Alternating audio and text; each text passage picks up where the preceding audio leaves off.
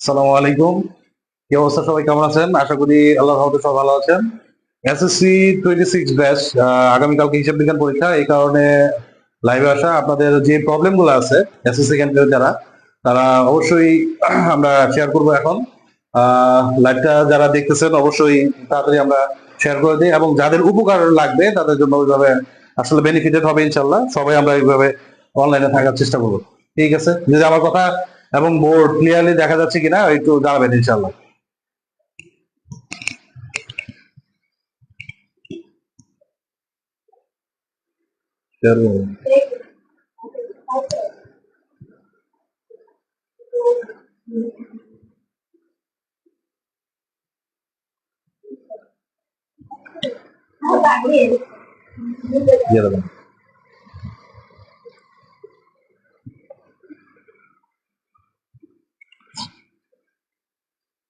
আলহামদুলিল্লাহ, সব ক্লিয়ার।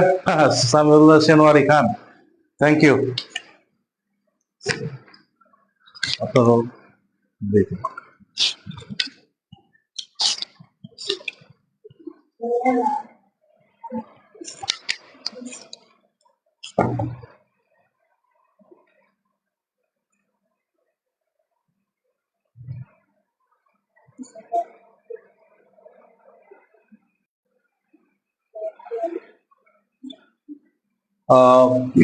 আমাদের একটু হিসাব বিজ্ঞান, যেহেতু নবম দশম শ্রেণী হিসাব বিজ্ঞান, তো আমাদের এখানে একটু খেয়াল করে দেখেন, আমাদের যে জিনিসটা সবসময় মাথায় রাখতে হবে সেটা হচ্ছে যে আমাদের আর্থিক অবস্থার বিবরণী ছাড়া দিতে হবে টোটাল 4টা।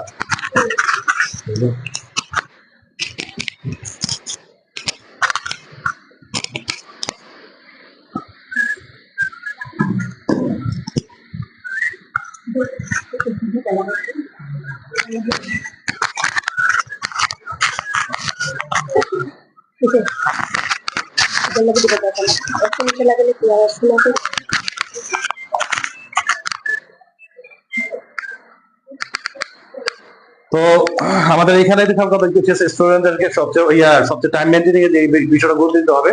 তো আমাদের মোট অঙ্ক দিয়ে হবে 4টি অঙ্ক। তো এর মধ্যে আমাদের আর্থিক অবস্থার বিবরণী, আর্থিক বিবরণী আছে একটা, আর্থিক বিবরণী। তো আর্থিক বিবরণী যেটা খেয়াল করে দেখেন, এখানে আমাদের একটা বিশাল একটা মার্ক, 20 মার্কস। আর এখানে যেহেতু 4টা ম্যাথ দিতে হবে, খেয়াল করে দেখেন এখানে টাইম মেনটেনিং একটা ব্যাপার স্যাপার আছে। ব্যাপারটা হচ্ছে খেয়াল করেন, আমরা যদি সবাই একটু টাইম মেনটেনিং যদি যত্নশীল হয় তাহলে আমরা সহজে দিতে পারবো। তাহলে ফার্স্ট আমাদের যে চ্যাপ্টারটা দিতে হবে, ইম্পর্টেন্টলি এটা খেয়াল করে দেখেন, দোতরফা দাখিলা পদ্ধতি। দোতরফা দাখিলা পদ্ধতি, দোতরফা দাখিলা। তো অধ্যায় নাম্বার কত এটা আমাদের খেয়াল করে দেখেন, দোতরফা দাখিলা পদ্ধতি। এটা কত, 3টা সূত্র। কয়টা সূত্র? নরমালি এটা খেয়াল করে দেখেন, এখানে আমরা যদি ভালো মানে সর্বোচ্চ গেলে 10 মিনিটের মধ্যে আমরা এটা শেষ করতে পারবো। 10 মিনিটের মধ্যে ইনশাল্লাহ এটা শেষ করা পসিবল। তো এটা একটা গেল। সেকেন্ড হচ্ছে এটা খেয়াল করে দেখেন, মূলধন মুনাফা। মূলধন মুনাফা, মূলধন ও মুনাফা জাতীয় লেনদেন, মূলধন ও মুনাফা জাতীয় লেনদেন। তো এখন এটা খেয়াল করে দেখেন, 2টা চ্যাপ্টার গেল। এখন কেউ যদি কোন স্টুডেন্ট যদি আজকে রাত্রে যদি পড়াশোনা যদি শুরু করে, তবুও তার একটু খেয়াল করে দেখেন, দোতরফা দাখিলা এবং মূলধন মুনাফা জাতীয় লেনদেন যেটা আছে, এর দুটো কি পাস করা কি পসিবল। তাহলে এরপর আবার আপনার একটু খেয়াল করে দেখেন, সংক্ষিপ্ত প্রশ্ন আছে। আপনি জাস্ট রিডিং করে যাবেন, যে প্রত্যেকটা চ্যাপ্টার থেকে যে সংক্ষিপ্ত প্রশ্ন যেগুলো থাকবে, মানে এসকিউ যেগুলো থাকবে, অবশ্যই আপনি কি করবেন, রিডিং করবেন। তাহলে রিডিং করলে নরমালি আপনার খেয়াল করে দেখেন, আপনি কিছু হলেও লিখতে পারবেন। আর হিসাব বিজ্ঞানে এরকম আহামরি কঠিন কোশ্চেন ওইরকম হয় না, যেগুলি সংক্ষিপ্ত প্রশ্ন হয়। তো এরপর এটা খেয়াল করেন, ফার্স্টে আমরা এটা খেয়াল করে দেখেন, প্রথমে আমরা দোতরফা দাখিলা পদ্ধতি দিব। সেকেন্ড হচ্ছে আমরা দিব কোনটা, মূলধন ও মুনাফা জাতীয় লেনদেন। এরপরে হচ্ছে এটা খেয়াল করে দেখেন, আপনি যদি সময় বাঁচাতে চান তাহলে অবশ্যই আপনাদের দিতে হবে রেওয়া মিল। কি দিতে হবে? রেওয়া মিল। এটা খেয়াল করে দেখেন। তাহলে এটা খেয়াল করে অনেকেই বলতে পারে যে স্যার আমরা 2 নম্বর চ্যাপ্টার লেনদেনটা কেন দিব না? তো এখন এটা খেয়াল করে দেখেন, লেনদেন যেটা, এটা খেয়াল করে এখানে বিভিন্ন 3টা টাইপ আছে লেনদেনের মধ্যে। এটা খেয়াল করে আপনাদের সময় অনেক নষ্ট হবে, সেই ক্ষেত্রে এটা খেয়াল করে লেনদেনটা অ্যাভয়েড করাই বেটার। তাহলে 3 চলে গেল। এটা খেয়াল করে দেখেন, 4 নম্বরে আপনি খেয়াল করে দেখেন, আপনি দিতে পারেন 4 নম্বর আপনি দিতে পারেন কি, আপনার হচ্ছে জাবেদা দিতে পারেন। জাবেদা যদি আপনি প্রো যদি হয়ে থাকেন তাহলে খেয়াল করতে জাবেদা অথবা খতিয়ান।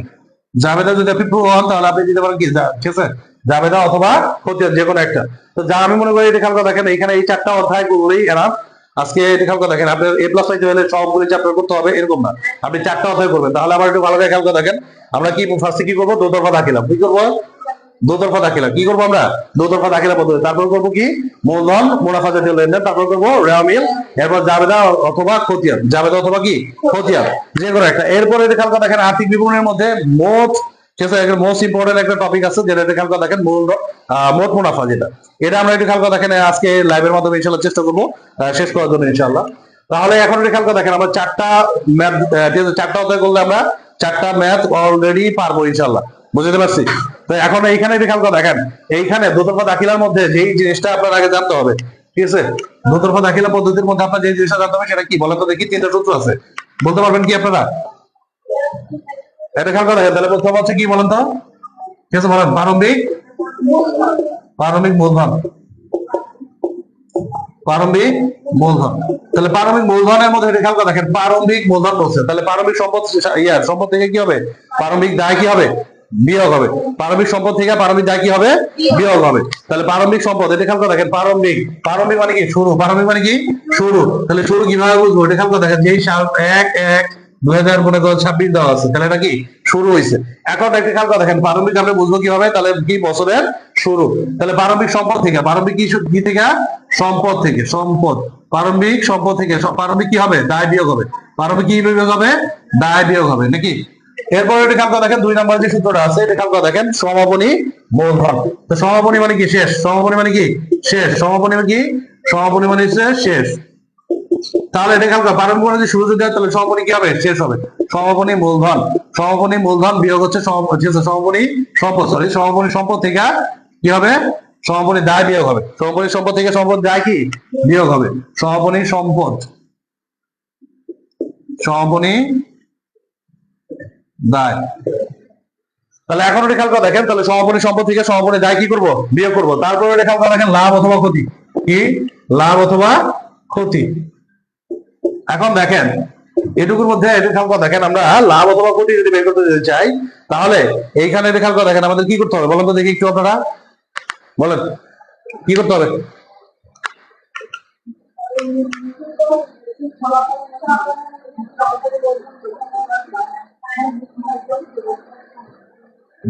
শেয়ার করে দিতে,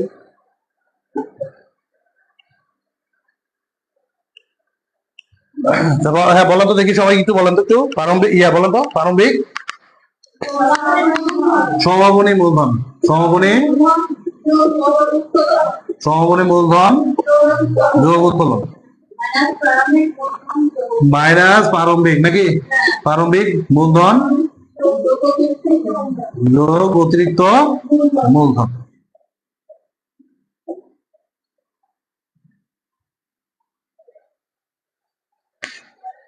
তাহলে এখন এটা খেয়াল করে দেখেন, লাভ ক্ষতি ভালো করে বুঝি একটু আমরা। এখানে এটা খেয়াল করে দেখেন কিভাবে লাভ হবে, কিভাবে ক্ষতি হবে, একটু দেখেন আপনারা। তাহলে এটা খেয়াল করে সমাপনী মূলধন, তাহলে সমাপনী মানে কি শেষ।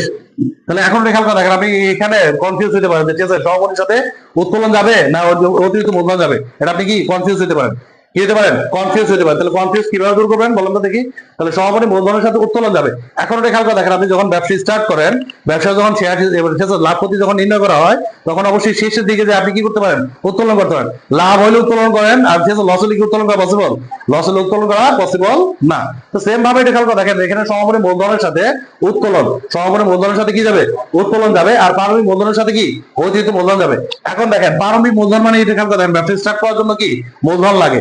এরপরে এটা খেয়াল করে দেখেন, অতিরিক্ত মূলধন কেন আনবেন বলেন তো দেখি। এটা ব্যবসা চালানো, ঠিক আছে, রানিং করার জন্য, ব্যবসাটা কি রানিং করার জন্য।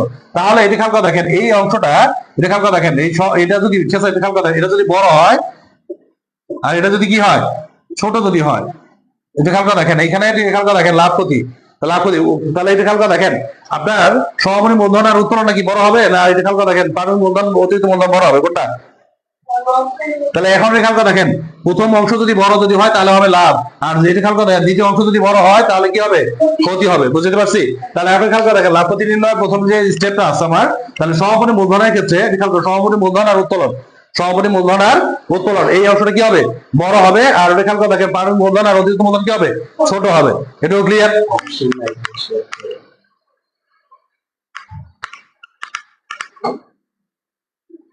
হ্যাঁ ইদ্রিস, তোমাদের কি খবর? হ্যাঁ, তোমার কি খবর বলো। এখন খেয়াল করে দেখো, এটা তো আহ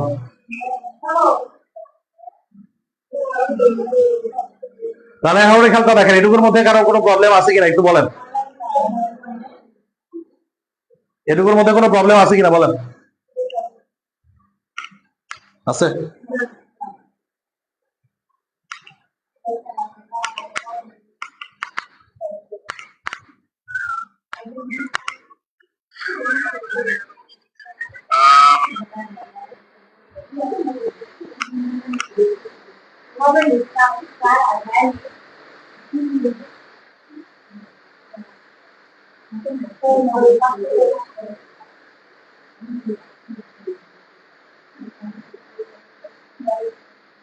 এটুকুর মধ্যে কারো কোনো প্রবলেম নাই না?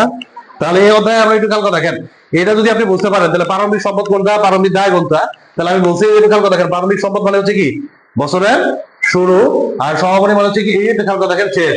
তাহলে সম্পদ আপনি খুঁজে বের করেন, তাহলে সম্পদ গুলো আপনি যদি জানেন তাহলে অটোমেটিক কি এটা খুঁজে বের করা কি পসিবল হবে নাকি? ঠিক আছে কিনা? ঠিক আছে।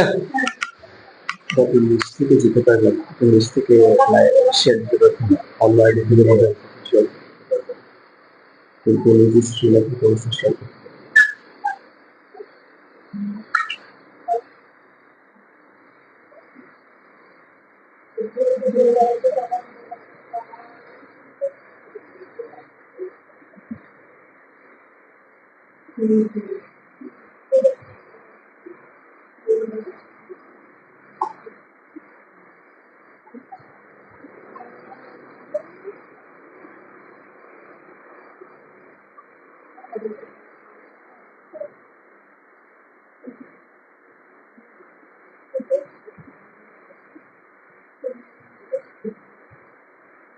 তো নর্মালি আমরা একটু দেখেন, এটুকু আমরা যদি বুঝি তাহলে খেয়াল করে দেখেন, আমরা ঠিক আছে 3 নম্বর চ্যাপ্টার তো আমাদের মোটামুটি এইটা নিয়ে আলোচনা।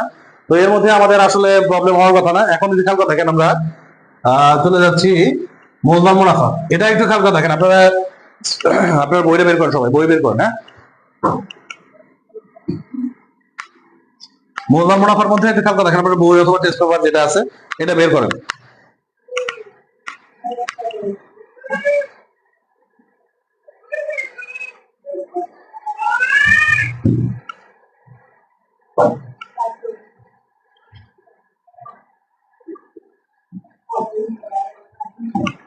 বের করছেন?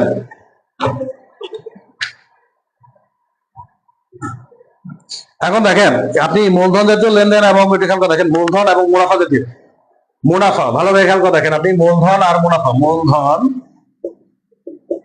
আর এখানে হচ্ছে মুনাফা। এখন আপনি এইখানে একটু খেয়াল করে দেখেন, এইখানে মুনাফা, তাহলে মুনাফা একটু খেয়াল করে দেখেন, আপনি মুনাফা কিভাবে বুঝবেন আর মূলধন কিভাবে বুঝবেন একটু ভালো করে আমরা একটু খেয়াল করি। ঠিক আছে, একটু তাড়াতাড়ি একটু দেখেন। তাহলে মূলধন আর মুনাফা আমরা কিভাবে বুঝবো? তাহলে মূল যে শব্দ যেটা আছে খেয়াল করে দেখেন, মূল। কারণ গাছের গোড়াটা খেয়াল করে দেখেন, আপনি গাছ যদি উঠাইতে যদি চান গোড়া আগে কাটতে হবে, ঠিক না? আর না হলে গাছ কি নষ্ট করে ফেলতে হবে, এই তো। তাহলে এটা খেয়াল করে মূলধন জাতীয় মানে এটা খেয়াল করে দেখেন, গাছের গোড়া উঠাইলে পুরা সাইড নষ্ট হবে। তাহলে মূলধন জাতীয় লেনদেন হচ্ছে এটা খেয়াল করে দেখেন, যখন হবে তখন অবশ্যই কি হবে, সেটা বড় অঙ্কের হবে। সেটা কি হবে? বড় অঙ্কের টাকা হবে। কি অঙ্কের টাকা হবে? বড় অঙ্কের টাকা। এখন ভালো করে খেয়াল করে দেখেন, তাহলে বড় অঙ্কের টাকা যদি হয় এই লেনদেন, এটা খেয়াল করে দেখেন, তাহলে প্রতিদিন ঘটবে এই লেনদেন কি প্রতিদিন ঘটবে? প্রতিদিন ঘটবে না। কারণ কি, এটা খেয়াল করে দেখেন, আপনি যদি প্রতিদিন যদি বড় অঙ্কের টাকা যদি ইনভেস্ট যদি করেন তাহলে খেয়াল করেন ব্যবসা এটা খেয়াল করে চালাতে কি হবে? কষ্ট হবে না? কষ্ট হয়ে যাবে। তাহলে খেয়াল করে দেখেন, যেহেতু রেগুলার করতেছে না, তাহলে এটা হচ্ছে অনিয়মিত। এটা কি? অনিয়মিত। এখন এটা খেয়াল করে দেখেন, তাহলে আমরা বুঝলাম যে টাকার পরিমাণটা কি হবে? বড় হবে, অনিয়মিত হবে। আর এটা খেয়াল করে দেখেন, তাহলে এটা খেয়াল করে দেখেন পুনরাবৃত্তি মানে এটা খেয়াল করে দেখেন, অনিয়মিত মানে কি? পুনরাবৃত্তি হবে না, মানে রেগুলার হবে না। অনিয়মিত মানে কি? ইরেগুলার। অনিয়মিত মানে কি? ইরেগুলার। তারপর এটা খেয়াল করে দেখেন, এটা হচ্ছে দীর্ঘমেয়াদী। এটা কি? দীর্ঘ মেয়াদী। তো দীর্ঘমেয়াদী বলতে এটা খেয়াল করে দেখেন, আমরা কি বুঝি বললাম তো দেখি, 1 বছরের বেশি না কম? 1 বছরের বেশি। 1 বছরের বেশি হইতে হবে। 1 বছরে কি হইতে হবে? 1 বছরের বেশি। এটা ক্লিয়ার? এখন দেখেন, তাহলে এটার অপোজিট হবে মুনাফা। তাহলে এটা কি হবে? ছোট অঙ্কের। কি হবে? ছোট অঙ্কের। এরপর এটা খেয়াল করো, এটা অনিয়মিত আছে, তাহলে কি হবে? এটা বলেন বলেন কি হবে? নিয়মিত হবে। এটা কি হবে? নিয়মিত হবে। এটা কি হবে? নিয়মিত হবে। তাহলে দীর্ঘমেয়াদী যেটা খেয়াল করতে হবে, তাহলে কি স্বল্প মেয়াদী হবে না? কি হবে? স্বল্প মেয়াদী। এখন স্বল্প মেয়াদী বলতে এটা খেয়াল করে দেখেন, তাহলে 1 বছরের ক্ষেত্রে কম, 1 বছরের কম সময়, 1 বছরের কি কম সময়, 1 বছরের কম সময়। এখন দেখেন, আপনারা যদি বলে মূলধন এবং মুনাফা জাতীয় মধ্যে পার্থক্য, সংক্ষিপ্ত প্রশ্ন, তাহলে আপনি দেখা গেল তিনটা জিনিস মনে রাখবেন। কয়টা জিনিস মনে রাখবেন? তিনটা। এটা হচ্ছে বড় অঙ্কের টাকা। কি অঙ্কের টাকা? বড় অঙ্কের টাকা। আবার একটু খেয়াল করে দেখেন, আমার কিন্তু বলেন এটা কি অঙ্কের টাকা? বড় অঙ্কের টাকা। এটা কি অনিয়মিত? এটা কি অনিয়মিত। আর এটা অবশ্যই কি 1 বছরের, 1 বছরের বেশি সময় ভোগ করা যাবে, আর 1 বছর কম সময় কি করা যাবে? ভোগ করা যাবে। বুঝতে পারছি? আর এটা খেয়াল করে দেখেন, মুনাফা জাতীয় লেনদেন, মুনাফা জাতীয় লেনদেন এটা ব্যবসা প্রতিষ্ঠান চালনা করার জন্য, মানে চালানোর জন্য। আর এটা খেয়াল করে দেখেন, এটা হচ্ছে স্থায়ী সম্পদ। ঠিক আছে, বড় বড় সম্পদ কেনার জন্য, বড় বড় সম্পদ কেনার জন্য। এটুকু আমরা বুঝছি কিনা বলেন তো দেখি? এটুকু বুঝছি? এখন দেখেন, সবচেয়ে বেশি প্যাঁচ লাগে কোথার মধ্যে বলেন তো দেখি? প্রাপ্তি আর আয়। প্রাপ্তি আর আয়ের মধ্যে লাগে। তাহলে লেনদেন কত প্রকার? এটা খেয়াল করে দেখেন তো, লেনদেন কত প্রকার? 2 প্রকার। কত প্রকার? 2 প্রকার। এটা হচ্ছে কি মুদ্রা জাতীয় লেনদেন, আর এটা কি মুনাফা জাতীয় লেনদেন। একটা মূলধন আর এটা কি মুনাফা জাতীয়। তাহলে মুনাফা জাতীয় লেনদেন হচ্ছে মূলধন জাতীয়র মধ্যে আবার কয়টা? দুইটা। কয়টা? দুইটা। একটা হচ্ছে কি প্রাপ্তি অথবা, এটা খেয়াল করে দেখেন, প্রাপ্তি অথবা প্রাপ্তি অথবা আয়। আর এটা হচ্ছে কি প্রাপ্তি, প্রাপ্তি অথবা আয়, অথবা এটা হচ্ছে কি প্রদান অথবা খরচ, প্রদান অথবা খরচ। এটুকু আমরা একটু খেয়াল করে দেখেন, এটা আমরা সহজেই বুঝতে পারতেছি। তাহলে ভালো করে আবার একটু দেখি, মূলধন জাতীয় ব্যয় যেটা মূলধন, তাহলে মূলধন আমরা কিভাবে বুঝবো বলেন তো দেখি? যে প্রাপ্তি মানে কি টাকা আসা, প্রাপ্তি মানে কি টাকা আসা, আর প্রদান মানে এটা খেয়াল করে মানে কি টাকা চলে যাবে। তাহলে এটা খেয়াল করে দেখেন, তাহলে প্রাপ্তি মানে টাকা আসবে, তাহলে কি কোন পরিমাণ টাকা আসবে? বড় অঙ্কের টাকা আসবে। ভালো করে বুঝি একটু। তাহলে মুনাফা জাতীয় প্রাপ্তি আমরা একটু ভালো করে একটু চেষ্টা করি, এটা দিয়ে আমরা মূলধন জাতীয় প্রাপ্তি আমরা বুঝতে পারবো। তাহলে বড় অঙ্কের টাকা আসবে, প্রাপ্তি মানে কি আসা। আর অনিয়মিত ভাবে এটা খেয়াল করে দেখেন, এই টাকাটা রেগুলার আসবে না, অনিয়মিত ভাবে আসবে। এটা খেয়াল করে দেখেন, এই টাকাটা, এটা খেয়াল করে দেখেন, এই সুবিধাটা যে 1 বছরের, ঠিক আছে, এটা খেয়াল করে দেখেন, যে জিনিসটা আসবে, যেটা 1 বছরের বেশি সুবিধা কি করা যাবে? ভোগ করা যাবে। বুঝতে পারছেন? তাহলে মূলধন জাতীয় প্রাপ্তিটা আমরা কিভাবে বুঝবো বলেন তো দেখি? এটা দিয়েই। তাহলে বলেন তো একটু সবাই, বড় অঙ্কের টাকা পাওয়া যাবে, বড় অঙ্কের টাকা কি পাওয়া যাবে। আর অনিয়মিত খেয়াল করেন, যে টাকাটা আসবে সেটা রেগুলার বেসিসে আসবে না, অবশ্যই সেটা কি হবে? 1 বছরের বেশি সময় বয়সী, ঠিক আছে, টাকাটা কি করা যাবে? ভোগ করা যাবে। মানে যে সম্পদ ভোগ করবেন ওটা ভোগ করা যাবে। ক্লিয়ার এটুকু? এখন দেখেন মুনাফা জাতীয় প্রাপ্তি সেম। তাহলে এখন শুধু এটা খেয়াল করেন, টাকাটা কি হবে? ছোট অঙ্কের টাকা হবে। টাকাটা কি হবে? ছোট অঙ্কের হবে। নিয়মিত এটা খেয়াল করে দেখেন, নিয়মিত পাওয়া যাবে। কি পাওয়া যাবে? নিয়মিত পাওয়া যাবে। এবং স্বল্পমেয়াদী বা 1 বছরের কম সময়ের মধ্যে এটা খেয়াল করে এটা ব্যবহার করা যাবে। 1 বছরের কম সময়ের মধ্যে কি করা যাবে? ব্যবহার করা যাবে। বুঝতে পারছেন? একটু ক্লিয়ার? কোন সমস্যা আছে?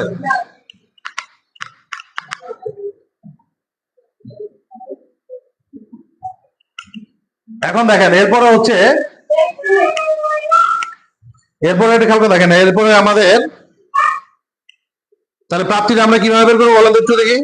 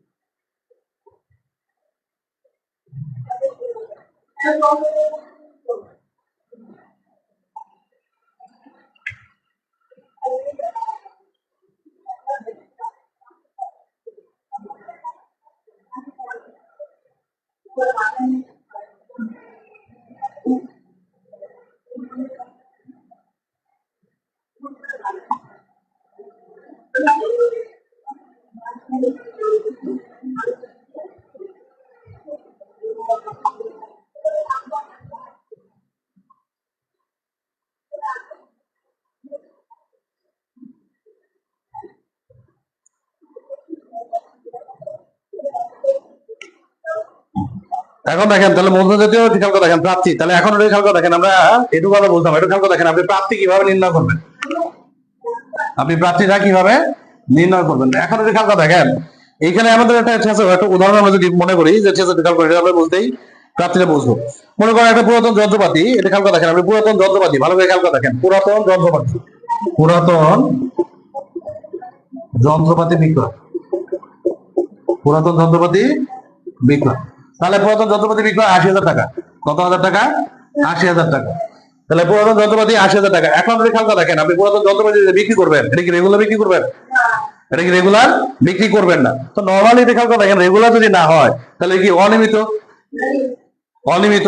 তাহলে এখন এইখানে বলছি এটা খেয়াল করে দেখেন, একটা পুরাতন যন্ত্রপাতি বিক্রি হয়েছে ৮০,০০০ টাকা। কত টাকা? ৮০,০০০ টাকা। এখন এইটা এটা খেয়াল করে দেখেন ৮০,০০০ টাকা হয়েছে।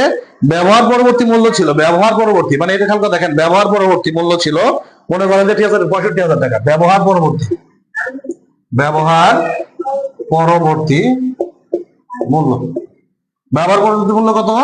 ৬৫,০০০ টাকা। কত টাকা? ৬৫,০০০ টাকা। ভালোভাবে খেয়াল করা একটু, এটার মধ্যে ঠিক আছে এমসিকিউর মধ্যে আপনারা ব্যস্ত লাগাতে পারেন। তো পুরাতন যন্ত্রপাতি এটা খেয়াল করেন বিক্রি করছি কত? ৮০,০০০ টাকা।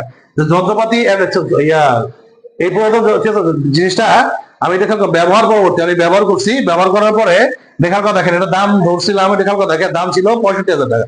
কত টাকা? ৬৫,০০০ টাকা। তাহলে দুইটা ঠিক আছে দেখার দুইটা টাকার পার্থক্য বের করবো, তাহলে কত হয়? ২৫,০০০ টাকা না?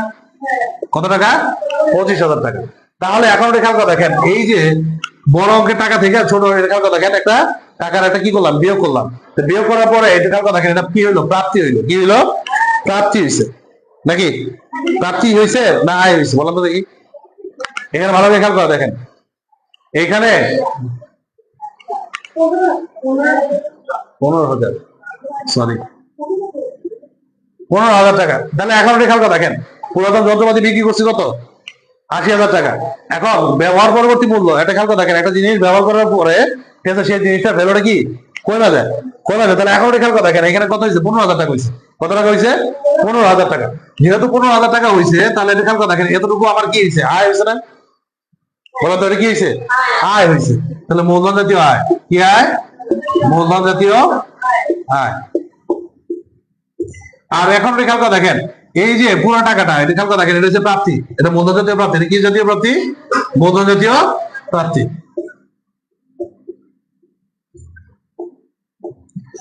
তাহলে এখন খেয়াল করে দেখেন তাহলে প্রাপ্তিটার মধ্যে ভালো করে বুঝাই একটু। তাহলে এখানে ঠিক আছে বিক্রি করে এটা খেয়াল করে দেখেন আমি কত টাকা পাইছি, বিক্রি করে আমরা কত টাকা পাইছি সেটা হচ্ছে প্রাপ্তি। মানে টাকার পরিমাণটা কি হবে? বড় হবে। টাকার পরিমাণটা কি হবে? বড় হবে। আর ওটা খেয়াল করে দেখেন আয় যেটা আছে সেটা অবশ্যই কি হবে? কম হবে। তো নর্মালি আমরা এখানে একটা উদাহরণ চিন্তা করতে পারি যে ঠিক আছে কোনো একটি আপনি মনে করেন যে একটা মুদির দোকানে গেছেন, তো মুদির দোকানে যে আপনি চিপস কিনতেছেন আর দেখতেছেন যে ঠিক আছে অনেক মানুষ এটা খেয়াল করে দেখেন ওই দোকানের ঠিক আছে দোকানদারের ক্যাশের মধ্যে অনেকগুলি টাকা দেওয়া আছে, টাকা আছে। তো এখন এই টাকাগুলা অবশ্যই এটা খেয়াল করে দেখেন আপনি বলতেছেন আরে চিপস বিক্রি করে এত টাকা ইনকাম করে ফেলাইছে, অনেক টাকা হয়েছে। তো এখন এটা খেয়াল করে দেখেন ওনার কি পুরাটাই কি সব আয়? ওনার পুরোটাই কি সব আয় হয়েছে? সব আয় হয় না। তাহলে আয়টা কিভাবে হবে? রেখাল কথা দেখেন অবশ্যই কি বড় হচ্ছে তার যে ইনভেস্ট যে আছে ইনভেস্টের টাকা থেকে ওটা কি করতে হবে? বিয়োগ করতে হবে। তাহলে রেটে খেয়াল করে দেখেন আয় বের করতে হলে অবশ্যই কি করতে হয়? বিয়োগ করতে হয়। কি করতে হয়? বিয়োগ করতে হয়। বুঝতে পারছো কিনা? তাহলে প্রাপ্তি এটা খেয়াল করে দেখেন আমরা ওটা খেয়াল করে দেখেন তাহলে যন্ত্র হচ্ছে পুরাতন যন্ত্রপাতি মূলধন জাতীয় প্রাপ্তি আর আয়টা বুঝলাম, মূলধন জাতীয় প্রাপ্তি আর আয়টা বুঝলাম। কোনো সমস্যা আছে? এই আর কোনো সমস্যা আছে কারো? নাই সমস্যা। তারপরে খেয়াল করে দেখেন মূলধন জাতীয় প্রধান অথবা খরচ, প্রধান অথবা খরচ। তাহলে প্রধান অথবা খরচ মানে কি? যেটা আমাদের কি টাকা চলে যাবে। প্রধান অথবা খরচ মানে কি? যেটা আমাদের কি টাকা কি চলে যাবে। বুঝছেন কিনা? এখন দেখেন সবচেয়ে বেশি খেয়াল করে দেখেন একটা মধ্যে পড়বেন, এটা হচ্ছে বিলম্বিত মুনাফা জাতীয় ব্যয়। কি বলছি বলেন তো? বিলম্বিত মুনাফা জাতীয় ব্যয়। তা বিলম্বিত মুনাফা জাতীয় ব্যয় বলতে এটা খেয়াল করে দেখেন এখানে বিলম্বিত, বিলম্বিত মানে কি বুঝেন? বিলম্বিত মুনাফা জাতীয় ব্যয়।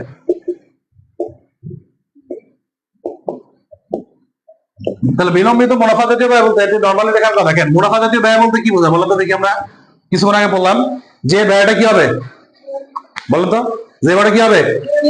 নিয়মিত হবে। আবার কি হবে? টাকা পরিমাণ ছোট হবে। তারপরে হবে আর কি? নিয়মিত, টাকা পরিমাণ ছোট, আর কি স্বল্পমেয়াদী মানে 1 বছর কম সময়ের মধ্যে ভোগ করা যাবে। তাহলে এটা খেয়াল করে দেখেন এটুকু লিখলাম। এখন বিলম্ব খেয়াল করে দেখেন নরমালি আমরা যদি এটুকু যদি বাদ দিই তাহলে বিলম্ব হয় কি হয়? বিলম্ব। আর বিলম্ব মানে নরমালি আমরা কি জানি? দেরি। বিলম্ব মানে কি জানি? দেরি। তাহলে এখন খেয়াল করে দেখেন বিলম্বিত মুনাফা জাতীয় ব্যয় মানে হচ্ছে খেয়াল করে দেখেন যে ব্যয়টা ঠিক আছে 1 বছরের কম সময়ের মধ্যে ঠিক আছে মুনাফা জাতীয় ব্যয় হওয়া সত্ত্বেও যে ব্যয়টা 1 বছরের মধ্যে শেষ না হয় অন্যান্য বছরে কি পাওয়া যায়? সুবিধা পাওয়া যায়। আবার এটা খেয়াল করে দেখেন তাহলে বিলম্বিত মুনাফা জাতীয় ব্যয় কি হবে? 1 বছরের কম সময় হওয়া সত্ত্বেও অন্যান্য বছর কি পাওয়া যাবে? এই সুবিধাটা পাওয়া যাবে। অন্যান্য বছরেও কি পাওয়া যাবে? সুবিধা পাওয়া যাবে, তখন সেটা কি হবে? বিলম্বিত মুনাফা জাতীয় ব্যয়। তাহলে এখন এটা খেয়াল দেখেন, তাহলে আমাদের হিসাব বিজ্ঞানের ভাষায় এই বিলম্বিত মানে হচ্ছে অগ্রিম। বিলম্বিত মানে কি বলছি? অগ্রিম বলছি। এখন অগ্রিম বলতে এটা খেয়াল দেখেন, শুধু যদি বলে এটা খেয়াল দেখেন, এই সবাই এটা খেয়াল দেখেন, প্রচারণা বাবদ ব্যয়, প্রচারণা প্রচারণা বাবদ ব্যয়, প্রচারণা বাবদ ব্যয় মনে করেন হচ্ছে 10,000 টাকা। কত টাকা? 10,000 টাকা। এখন দেখেন এইখানে কি কোনো টাইম উল্লেখ করা আছে? তা প্রচারণা এটা খেয়াল দেখেন, আপনি প্রথম বছর করছেন প্রচারণা, কিন্তু দ্বিতীয় বছর আর করেন নাই, তাহলে আপনি এটা খেয়াল করেন প্রচারণা বাবদ ব্যয় কত হবে? 10,000 টাকাই হবে। তাহলে এটা কি মূলধন জাতীয় হবে? এটা খেয়াল দেখেন বিলম্বিত মুনাফা জাতীয় হবে না এটা খেয়াল দেখেন মুনাফা জাতীয় ব্যয় হবে? বলেন তো দেখি। হ্যাঁ ভালো খেয়াল করে বলেন, বিলম্বিত হবে? প্রচারণা বাবদ ব্যয় এটা খেয়াল দেখেন বিলম্বিত হবে? বিলম্বিত হবে? ট্রাই করেন। অবশ্যই হবে না, অবশ্যই হবে না। কারণ কি এখানে এটা খেয়াল দেখেন, আমি বলছি এটা খেয়াল দেখেন, আমি বললাম যে 1 বছরের মধ্যে হয়েছে এই ব্যয়টা। আপনার খেয়াল করেন 1 বছরের মধ্যে হয়েছে। কয় বছরের মধ্যে হচ্ছে? 1 বছরের মধ্যে হচ্ছে। যদি 5 বছর যদি বলা থাকতো প্রচারণা ব্যয় 5 বছর, কয় বছর? 5 বছর, এই কথাটা যদি বলা থাকতো তাহলে সেটা বিলম্বিত হইতো। বুঝতে পারছি? তাহলে এটা খেয়াল দেখেন এখানে সময় উল্লেখ থাকবে। এটা খেয়াল বিলম্বিত মুনাফা জাতীয় ওই দিলে কি থাকতে হবে? সময় উল্লেখ থাকতে হবে। কি উল্লেখ থাকতে হবে? কথা বলেন, সময় উল্লেখ থাকতে হবে। বুঝতে পারছেন? তাহলে বিলম্বিত মুনাফা জাতীয় ব্যয় হইতে হলে কি দিতে হবে? বিলম্বিত মুনাফা জাতীয় ব্যয় হইতে হলে কি দিতে হবে? সময়ের উল্লেখ থাকতে হবে। Most important. এটা কালকে আগামীকালকে পরীক্ষার মধ্যে এটা কালকে দেখেন বিস্তরণটা কি দিয়ে আসবে, বিলম্বিত মুনাফা জাতীয় ব্যয় মানে কি সুন্দর করে ছোট করে দিয়ে আসছে, যেটি হচ্ছে বিলম্বিত মুনাফা জাতীয় ব্যয় প্রচারণা বাবদ ব্যয়। এটা জীবনেও হবে না। তাহলে অবশ্যই কি থাকতে হবে? সময় থাকতে হবে। কি থাকতে হবে? সময় থাকতে হবে। তারপর এটা খেয়াল করে দেখেন, এটা তারপর এখানে আমরা একটু কয়েকটা জিনিস খেয়াল করে একটু আমরা এখানে কয়েকটা জিনিস মুখস্থ করি। বলেন বলেন বিলম্বিত নতুন পণ্য তৈরির গবেষণা ব্যয়। বলেন নতুন পণ্য তৈরির গবেষণা ব্যয়, পরীক্ষা ব্যয়, ব্যবসা প্রতিষ্ঠান স্থানান্তর ব্যয়, আবার ব্যবসা প্রতিষ্ঠান স্থানান্তর ব্যয়, ব্যবসা প্রতিষ্ঠান স্থানান্তর ব্যয়, ব্যবসা প্রতিষ্ঠান স্থানান্তর ব্যয়, ব্যবসা প্রতিষ্ঠান স্থানান্তর ব্যয়, ব্যবসা প্রতিষ্ঠান কি স্থানান্তর ব্যয়। তাহলে আবার এটা খেয়াল করে দেখেন, আবার একটু রিপিট করি, বলেন তো দেখি কি কি।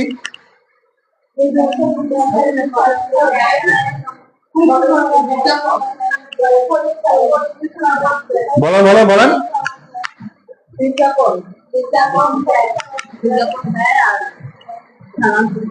স্থানান্তর ব্যয়, বলেন স্থানান্তর ব্যয়, বিজ্ঞাপন ব্যয়, তারপর কি গবেষণা ব্যয়, তারপর কি তিনটাই। তাহলে অবশ্যই টাকার পরিমাণ কি হতে হবে? বড় হয়ে যাবে। আর সময় উল্লেখ থাকতে হবে, সময় উল্লেখ থাকতে হবে। যদি সময় উল্লেখ থাকে তাহলে কি হবে? বিলম্বিত মুনাফা জাতীয় কি হবে?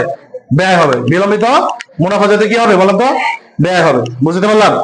তাহলে এটা খেয়াল করে দেখেন, গবেষণা ও পরীক্ষা ব্যয়, গবেষণা ও আবার গবেষণা ও কি পরীক্ষা ব্যয়, বলেন গবেষণা ও পরীক্ষা ব্যয়, আবার গবেষণা ও পরীক্ষা ব্যয়, বিজ্ঞাপন ও এককালীন বড় অঙ্কের টাকা, ব্যবসা প্রতিষ্ঠান স্থানান্তর ব্যয়, ব্যবসা প্রতিষ্ঠান স্থানান্তর ব্যয়।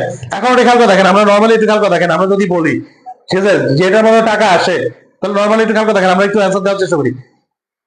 আমরা এখন একটু খেয়াল করে দেখেন, এটা ঠিক আছে সলভ করবো প্রশ্নগুলো। ঠিক আছে খেয়াল করে দেখেন, আপনার বইয়ের মধ্যে 25টা এটা খেয়াল করে দেখেন এন্ট্রি দেওয়া আছে। তাহলে মূলধন আনা, ঠিক আছে মূলধন আনা হলো, কি হবে বলেন তো দেখি? হ্যাঁ মূলধন আনা হলো, তাহলে কোন জাতীয় ব্যয় হবে বলেন তো? মূলধন আনা হলো মানে কি টাকা আসছে না গেছে বলেন তো? টাকা আসছে, তাহলে মূলধন জাতীয় কি হবে? প্রাপ্তি হবে। মূলধন জাতীয় কি হবে? প্রাপ্তি। এটা খেয়াল করে দেখেন, এটা ব্যয় হয় নাই কেন বলেন তো দেখি? টাকা আসছে, মূলধন বিনিয়োগ করার মাধ্যমে কি ব্যবসায় কি আসছে? টাকা আসছে, সেজন্য এটা কি হবে? কি বলেন? মূলধন জাতীয় কি হবে? প্রাপ্তি হবে। মূলধন জাতীয় কি হবে? মূলধন জাতীয় কি হবে? প্রাপ্তি। তারপর জমি ধারণ করা, পুরাতন যন্ত্রপাতি বিক্রয়। আবার এটা খেয়াল করে দেখেন, স্থায়ী সম্পদ কি করছেন? বিক্রি করছেন। স্থায়ী সম্পদ কি করছেন? বিক্রি করছেন। তাহলে এটা রেগুলার করবেন? রেগুলার করবেন? রেগুলার করবেন না, তাহলে এটা কি হবে? মূলধন জাতীয় কি হবে? প্রাপ্তি। মূলধন জাতীয় প্রাপ্তি। ঋণ গ্রহণ করা হলো, কি হবে বলেন তো দেখি? মূলধন ঋণ গ্রহণ করা হবে। প্রতিদিন ঋণ করবেন? প্রতিদিন ঋণ করবেন না, তাহলে এটা কি হবে? মূলধন জাতীয় কি হবে? প্রাপ্তি হবে। তারপর পণ্য বিক্রয়, ভালো করে খেয়াল করে দেখেন, ট্রাই করো। মুনাফা জাতীয় আয়, মুনাফা জাতীয় কি? পণ্য বিক্রি করছি, তাহলে কি হবে? মুনাফা জাতীয় কি হবে? আয় হবে। ব্যাংক বিনিয়োগের সুদ, ব্যাংক বিনিয়োগের সুদ, তাহলে এটা খেয়াল করো, সুদ প্রাপ্তি। এটা খেয়াল করে দেখেন, প্রাপ্তি মানে এটা খেয়াল করে দেখেন, প্রাপ্তি মানে আয়, প্রাপ্তি মানে কি? প্রাপ্তি মানে কি হবে? আয় হবে। প্রাপ্তি মানে কি হবে? আয় হবে, প্রাপ্তি মানে কি হবে? আয় হবে। তাহলে ব্যাংক বিনিয়োগের সুদ প্রাপ্তি, ব্যাংক বিনিয়োগের সুদ প্রাপ্তি। তাহলে ব্যাংক বিনিয়োগের সুদ যদি পাই তাহলে আপনি খেয়াল করে দেখেন মুনাফা যদি কি হবে? মুনাফা যদি কি হবে? আয় হবে নিয়মিত। তারপরে খেয়াল করে দেখেন দালান কোঠার ভাড়া প্রাপ্তি, দালান কোঠার ভাড়া প্রাপ্তি। তাহলে কি হবে বলেন তো? মুনাফা জাতীয়, মুনাফা জাতীয় আয়। তারপরে খেয়াল করে দেখেন তারপর হচ্ছে শেয়ার বিনিয়োগের লভ্যাংশ প্রাপ্তি, শেয়ার বিনিয়োগের লভ্যাংশ প্রাপ্তি। তাহলে এটা খেয়াল করে দেখেন বিনিয়োগ করছেন আপনি, লভ্যাংশ পাইতে থাকবেন, এটা রেগুলার। তাহলে কি হবে বলেন তো? মুনাফা জাতীয় আয়। সেবার বিনিময়ে কমিশন, এটা খেয়াল করে দেখেন সেবার বিনিময়ে কমিশন গ্রহণ, সেবার বিনিময়, সেবা মানে কি বুঝেন? খেয়াল করে দেখেন, আগামীকালকে প্যাঁচ লাগতে পারে। সেবা মানে মনে করবেন যে, এটা খেয়াল করে দেখেন সেবা মানে মনে করবেন কি বিক্রয়, সেবা মানে কি মনে করবেন? হ্যাঁ ভালো খেয়াল করে দেখেন সেবা মানে কি মনে করবেন? বিক্রয়। সেবা মানে কি মনে করবেন? বিক্রয়। বুঝতে পারছি? তাহলে এটা খেয়াল করে দেখেন সেবা তাহলে কি হবে বলেন তো? বিক্রয়। তাহলে কি হবে বলেন? সেবা যেখানে পাবেন সেখানে কি বসাবেন? বিক্রয় মনে করবেন। কি মনে করবেন? বিক্রয় মনে করবেন। তাহলে বিক্রয় যদি মনে করেন তাহলে এটা কি মুনাফা জাতীয় আয়। মুনাফা জাতীয় কি? কথা বলে না। মুনাফা জাতীয় কি হবে? জমি, জমি ক্রয় কি হবে বলেন তো দেখি? মূলধন জাতীয় ব্যয়। তারপর খেয়াল করে দেখেন জমি ক্রয় রেজিস্ট্রেশন ব্যয় কি হবে? মূলধন জাতীয় ব্যয়। তারপর দালান কোঠা নির্মাণ, মূলধন জাতীয় ব্যয়, মূলধন জাতীয় ব্যয়। তারপর যন্ত্রপাতি ক্রয়, মূলধন জাতীয় কি? ব্যয়। মূলধন জাতীয় ব্যয় কেন হয়েছে? টাকা চলে যাচ্ছে। মূলধন জাতীয় ব্যয় কেন হচ্ছে? নতুন পণ্যের গবেষণা ব্যয়। একটু এবার একটু বলার চেষ্টা করেন। বিলম্বিত মুনাফা জাতীয় ব্যয়, বিলম্বিত মুনাফা জাতীয় ব্যয়। তারপর যন্ত্রপাতি ক্রয় পরিবহন খরচ, যন্ত্রপাতি ক্রয় পরিবহন খরচ, যন্ত্রপাতি এটা খাতা দেখেন কেন হইলো এটা বলেন তো দেখি? কেন হয়েছে বলেন? টাকার অঙ্ক দেখেন যন্ত্রপাতি যেটা কিনছেন এটা দীর্ঘমেয়াদী সম্পদ না, অনেক বড় টাকা লাগছে না। এখন সেটা আনার জন্য এটা খেয়াল দেখেন অবশ্যই প্রতিদিন আনবেন, প্রতিদিন আনবেন না। তাহলে অবশ্যই কি হবে সেটা? মূলধন জাতীয় ব্যয় হবে। মূলধন জাতীয় কি হবে? ব্যয়। তারপর খেয়াল করে দেখেন যন্ত্রপাতি বড় ধরনের মেরামত ব্যয়, যন্ত্রপাতি বড় ধরনের মেরামত ব্যয়। তাহলে কি হবে? যন্ত্রপাতি বলেন বলেন বলেন মূলধন জাতীয় ব্যয়, মূলধন জাতীয় কি? ব্যয়। আসবাবপত্র ক্রয় কি হবে?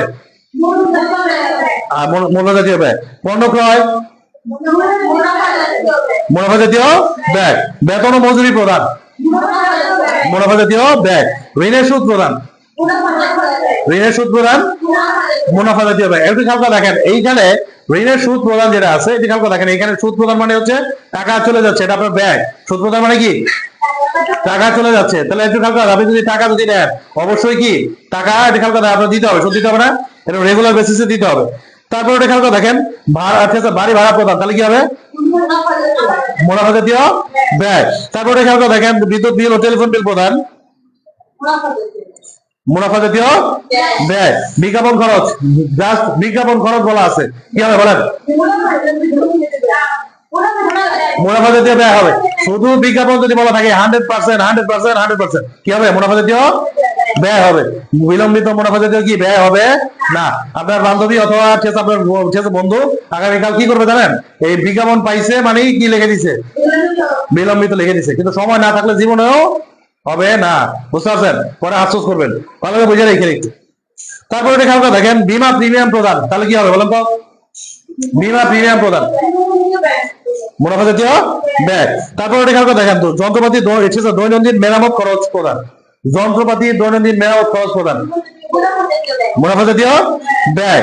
দৈনন্দিন বলছে তাহলে এটা খেয়াল করে দেখেন।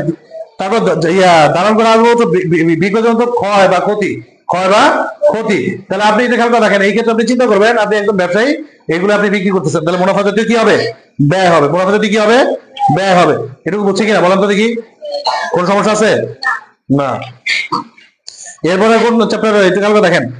এরপরে আসেন একটু খেয়াল করে দেখেন আমরা একটু এইখানে একটু মজা করে একটু খেয়াল করে দেখেন ক্রয় যাবে না বিক্রয় যাবে না করা কি? ক্রয় যাবে না কটা অক্ষর বলেন তো দেখি? ক্রয় যাবে না, ভালো করে খেয়াল করে দেখেন ক্রয় যাবে না। এসএসসি ইন্টারমিডিয়েট যারা আছেন সবাই একটু খেয়াল করেন। ক্রয় যাবে না, ক্রয় যাবে না। মনে করেন খেয়াল করে দেখেন আপনি বলতেছেন 1 2 কত 3 4 5, বুঝতে পারছেন? 5। তাহলে একটা খেয়াল করে দেখেন ক্রয় জাবেদার ক্ষেত্রে এক লাইন যেটা মনে করবেন যে আপনার বন্ধু যে বন্ধুরা এটা খেয়াল করেন এক লাইন বেশি বোঝে। ক্রয় জাবেদার ক্ষেত্রে আপনি কি মনে রাখবেন? আপনার বন্ধু এক লাইন কি বোঝে? বেশি বোঝে। তাহলে এটা খেয়াল করে দেখেন ঘর হবে 6টা, কটা ঘর হবে? 6টা ঘর হবে। কটা ঘর হবে? 6টা ঘর। কটা ঘর? 6টা। তাহলে ক্রয় জাবেদার মধ্যে আপনার বন্ধু এক লাইন বেশি বোঝে। আপনার বন্ধু কি এক লাইন বেশি বোঝে, এক লাইন কি বেশি বোঝে, ঠিক আছে, বেশি বোঝে। তা আপনার বন্ধু এরকম আছে না, আছে কিনা, এক লাইন বেশি বোঝে। এটা খেয়াল করে দেখেন, আপনার হাত দিয়ে হিসাব করে দেন, মেনশন করে দেন, আপনার কমেন্টে মেনশন করে দেন, ঠিক আছে, আপনার বন্ধু কে এক লাইন বেশি বোঝে। তাহলে এখন খেয়াল করে দেখেন, ক্রয় জাবেদার মধ্যে আমরা কি মনে রাখবো বলেন তো দেখি, ক্রয় জাবেদার মধ্যে আমরা কি মনে রাখবো, আমার বন্ধু এক লাইন বেশি বোঝে। তাহলে ঘর হবে কটা, 6টা। ঘর হবে কটা, 6টা। কটা ঘর হবে, 6টা। বুঝতে পারছেন? তাহলে বিক্রয় জাবেদার ক্ষেত্রে কি হবে বলেন তো দেখি, এক লাইন কম বোঝে। বিক্রয়, এটা খেয়াল করে দেখেন, বিক্রয় মানে কি চলে যায় না। তাহলে আপনার যে বন্ধু এক আছে কম বোঝে, বিক্রয় জাবেদা, কি জাবেদা, বিক্রয় জাবেদা। তাহলে আপনার বন্ধু এক লাইন কি কম বোঝে। তাহলে এটা খেয়াল করে দেখেন, 6টা আছে। কটা আছে, 6টা। 3 4 সরি 3 এখানে 4 5 6। তাহলে বিক্রয় জাবেদা আছে এক লাইন কম বোঝে। এক লাইন কি কম বোঝে মানে বোকা, এক লাইন কম বোঝে না, বোকা বলা যাবে না, কম বোঝে। হ্যাঁ, তাহলে এক লাইন কম বোঝে মানে ঘর হবে কটা, 5টা। ঘর হবে কটা, 5টা। কটা হলো 5টা ঘর, কটা ঘর, 5টা ঘর। ভালোভাবে খেয়াল করে দেখি, খেয়াল করে রাখতে হবে। তাহলে ক্রয় জাবেদার মধ্যে আপনি কিভাবে মনে রাখবেন বলেন তো দেখি। অনেকে বলে যে স্যার আমার ক্রয় জাবেদা মনে থাকে না। এই ক্রয় জাবেদা কি থাকে না, মনে থাকে না। তাহলে আপনি কি মনে রাখবেন, আপনার বন্ধু এক লাইন বেশি বোঝে। তাহলে যে এক লাইন বেশি বোঝে তাহলে ঘর হবে কটা, 6টা। আর বিক্রয় জাবেদা আপনার কি সাথে খেয়াল করে, ঘর হবে কটা, 5টা। তাহলে এক লাইন কি কম বোঝে। বুঝতে পারছি, বুঝছেন কিনা? তাহলে এটা খেয়াল করে কি কি থাকবে ওইভাবে মনে রাখতে পারবেন না, মনে রাখতে পারবেন, ভেরি গুড।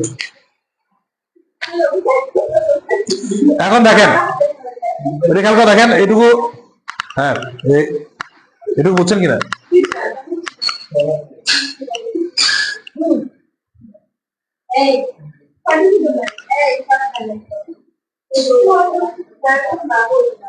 হ্যাঁ একটু খেয়াল করে দেখেন। তারপরে এটা খেয়াল করে দেখেন, ডেবিট নোট, ভালোভাবে খেয়াল করে দেখেন, কি নোট, ডেবিট নোট, ভালোভাবে খেয়াল করেন। তাহলে এইটা একটু খেয়াল করে দেখেন, ইন্টারমিডিয়েট যারা আছেন খেয়াল করে দেখেন, এটা মোস্ট ইম্পর্টেন্ট। কারণ কি জন্য এটা খেয়াল করে দেখেন, এটা আমরা যখনই এই ঘর ক্রয় জাবেদা বিক্রয় জাবেদা 100% আপনি এটা খেয়াল করে দেখেন, আগামীকালকে পরীক্ষা ঠিক আছে ফাটাফাটি ভাবে আসতে পারে, ঠিক আছে, ক্রয় জাবেদা বিক্রয় জাবেদা। তাহলে ঘরটা কি হবে একটু খেয়াল করে দেখেন, বলেন তো দেখি, ক্রয় জাবেদা বিক্রয় জাবেদা। বলেন বলেন। এখন এটা খেয়াল করে দেখেন, মুখস্থ করে দেওয়া যাবে তো নাকি, মুখস্থ করে দেওয়া যাবে না, মুখস্থ করে দেওয়া যাবে, ঠিক আছে। তারপরে এটা খেয়াল করে দেখেন, এবার আসলে এটা খেয়াল করে দেখেন, ডেবিট নোট ক্রেডিট নোট, বলেন ডেবিট নোট ক্রেডিট নোট। এখন ডেবিট মানে কি বলেন তো দেখি, এটা খেয়াল করে দেখেন, আপনি আদম চিনেন তো নাকি। এখন শরিয়াতে কি আয়, দতে হচ্ছে দায়, আর এটা কি মালিকানা সত্য, মালিকানা সত্য। তাহলে এখন এটা খেয়াল করে দেখেন, এইখানে এটা, আর এটা হচ্ছে উৎসব। এটা কি আদমরা কি করে, উৎসব করে, আদমরা কি করে, উৎসব করে। উৎপন্ন হচ্ছে এটা খেয়াল করে, উত্তোলন, উৎপন্ন কি উত্তোলন, উৎপন্ন কি উত্তোলন। এইটা এটা খেয়াল করে, এটা যদি মনে রাখতে পারেন আপনার রামেল শেষ। এইটুকু যদি আদম উৎসব পালন করে, আদম কি পালন করে, উৎসব পালন করে। আদমরা কি করে, মুসলমানের তো উৎসব পালন করে নাকি। তাহলে এটা খেয়াল করে দেখেন, তাহলে উৎসব পালন করে, তাহলে হচ্ছে সম্পদ, সদে কি সম্পদ, সদে কি সম্পদ, বদে হচ্ছে কি ব্যয়, বদে কি ব্যয়। তাহলে এখন এটা খেয়াল করে দেখেন, এটুকু আমরা যদি বুঝি তাহলে আমাদের রেওয়াল শেষ, রেওয়াল শেষ। তাহলে যা সেটা খেয়াল করে দেখেন, আপনি আয় চিনবেন, আয় কিভাবে চিনবেন, প্রাপ্তি থাকবে, আয় কিভাবে চিনবেন, প্রাপ্তি থাকবে। দায় কিভাবে চিনবেন বলেন তো দেখি একটু। তারপর মালিকানা সত্য, মূলধন টাইপের, কি টাইপের, মূলধন, মূলধন জমা সঞ্চিতি, মূলধন জমা সঞ্চিতি, মূলধন জমা সঞ্চিতি। তাহলে এটা খেয়াল করে দেখেন, মূলধন জমা সঞ্চিতি, এটা কি হবে, মালিকানা সত্য। তারপর ব্যয় যেটা আছে খেয়াল করে দেখেন, প্রধান প্রদত্ত, প্রধান অথবা প্রদত্ত, প্রধান অথবা কি প্রদত্ত। সম্পদ, এটা খেয়াল করে দেখেন, আপনি চিনতে পারবেন, উত্তোলন, এটা আমরা চিনবো। তাহলে এইটুকু জিনিস যদি আমরা বুঝি তাহলে আমাদের রেওয়াল কি পানি হয়ে যাবে, রেওয়াল কি হয়ে যাবে, পানি হয়ে যাবে, বুঝতে পারছেন।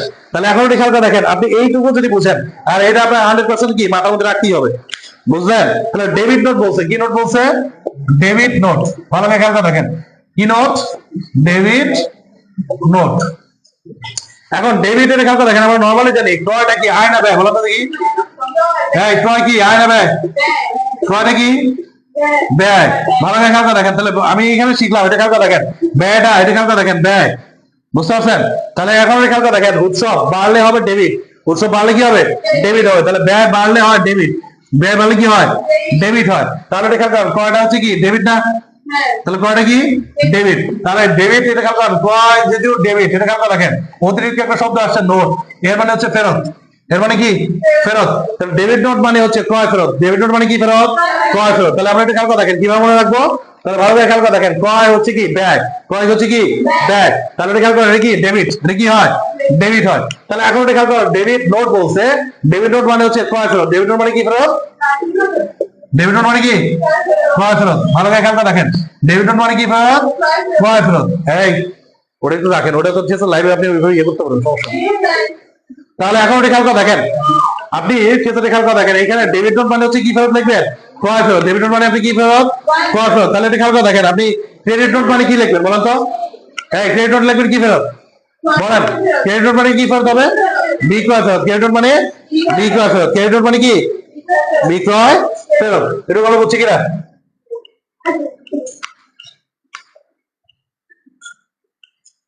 তাহলে ডেবিট নোট মানে কি, ডেবিট নোট, ডেবিট নোট বলছে, ডেবিট নোট ক্রয় ফেরত। ডেবিট নোট কি ফেরত, ক্রয় ফেরত। আর ক্রেডিট নোট মানে বিক্রয় ফেরত। এখন খেয়াল করে দেখেন চালান কয়টা ঘর হবে, চালান। রেখা করে দেখেন আমরা বাংলিশ লিখি চালান, বাংলায় লিখলাম বাংলিশ, কি লিখলাম বাংলিশ। রেখা করে দেখেন এই যারা নবম শ্রেণীতে যারা আছেন, নবম শ্রেণীতে যারা আছেন অবশ্যই সেটা নোট করবেন, ঠিক আছে। এই শর্টকাট ঠিক আছে টেকনিক গুলো নোট করে রাখবেন। তাহলে দেখা গেল চালা যে আমরা এটা বাংলিশ ওয়ার্ড ইউজ করবো। তাহলে কয়টা ঘর চালা লিখতে, কয়টা ঘর হয়েছে, কয়টা ঘর হয়েছে, 5টা ওয়ার্ড। কয়টা ওয়ার্ড হয়েছে, 5টা। তাহলে এটা খেয়াল করে দেখেন চালান লাগছে 5টা ওয়ার্ড, তাহলে ঘর হবে 5টা। কয়টা ঘর হবে, 5টা ঘর হবে। কয়টা ঘর হবে, 5টা ঘর হবে। বুঝতে পারছি। চালানে আমরা কি শিখবো, বাংলিশ চালান, চালান। তাহলে কয়টা ওয়ার্ড, 5টা ওয়ার্ড। কয়টা ওয়ার্ড, 5টা ওয়ার্ড। চালানে কয়টা ওয়ার্ড হবে, 5টা ওয়ার্ড। তাহলে বিক্রয় এটা খেয়াল করে দেখেন ক্রয় যাবে কয়টা ওয়ার্ড হবে, ক্রয় যাবে না ওয়ার্ড করা 5টা। তাহলে এক লাইন বেশি বুঝে, কয় লাইন বেশি বুঝে, এক লাইন বেশি বুঝে। তাহলে বিক্রয় যাবে এক লাইন কম বুঝে। তাহলে আছে 6টা, তাহলে ও কয়টা, 5টা। তাহলে সেম, বুঝতে পারছেন। তাহলে ডেবিট নোট মানে হচ্ছে এটা খেয়াল করে দেখেন ক্রয় ফেরত, ঠিক আছে। ডেবিট নোট মানে কি ক্রয় ফেরত। আর এটা খেয়াল করে ক্রেডিট নোট মানে কি হবে, বিক্রয় ফেরত। তারপর চালানে ঘর হবে কয়টা, 5টা। এই ক্ষেত্রে আপনার কি হইতে হবে, বাংলিশ হইতে হবে। কি হইতে হবে, বাংলিশ হইতে হবে। তাহলে বাংলিশ যদি হয় তাহলে আপনি ঠিক আছে চালান পারবেন, কি পারবেন, চালান পারবেন। এখন এইখানে খেয়াল করেন এখানে একটা গুরুত্বপূর্ণ একটা এমসিকিউ আছে চালানে। এটা খেয়াল করে দেখেন চালান কিসের গুরুত্বপূর্ণ দলিল বলেন তো দেখি, চালান কিসের গুরুত্বপূর্ণ দলিল বলেন। হ্যাঁ, কি কোন ক্রয় বিক্রয় গুরুত্বপূর্ণ দলিল বলতে পারেন, কোন ক্রয় বিক্রয় গুরুত্বপূর্ণ দলিল, ইম্পর্টেন্ট এমসিকিউ বুঝে রাখেন, আগামীকালকে পরীক্ষা আসতে পারে যে কোনো একটা বোর্ডে। তাহলে দেখা গেল চালান কোন ঠিক আছে, কোন ঠিক আছে চালান কোন ধরনের লেনদেনের ইয়ে করে। তাহলে এটা খেয়াল করা ধারে ক্রয় বিক্রয়, ধারে ক্রয় বিক্রয়, ধারে ক্রয় ও বিক্রয়ের দলিল। বুঝতে পারছেন চালান কিসের দলিল, হ্যাঁ খেয়াল করা একটু, চালান কিসের দলিল, ধারে ক্রয় ও বিক্রয়ের দলিল, প্রামাণ্য দলিল। কি দলিল বলে, প্রামাণ্য দলিল, প্রামাণ্য দলিল। তাহলে এটা খেয়াল করা চালান কিসের দলিল, হ্যাঁ কিসের দলিল, আগে এটা জানতে হবে। হ্যাঁ চালান কিসের দলিল, ধারে পণ্য ক্রয় বিক্রয়ের প্রামাণ্য দলিল। চালান কিসের দলিল, ধারে পণ্য ক্রয় বিক্রয়ের প্রামাণ্য দলিল। চালান কিসের দলিল, এটা খেয়াল করে রাখেন চালান কিসের দলিল, ধারে পণ্য ক্রয় বিক্রয়ের দলিল। বুঝতে পারছেন। এখন এটা খেয়াল করে দেখেন চালান গেছে, তারপর কি আছে বলেন তো দেখি, এটা খেয়াল করে দেখেন ক্যাশ মেমো আছে। ক্যাশ মানে কি বলেন, ক্যাশ মানে কি, ক্যাশ মানে হচ্ছে নগদ।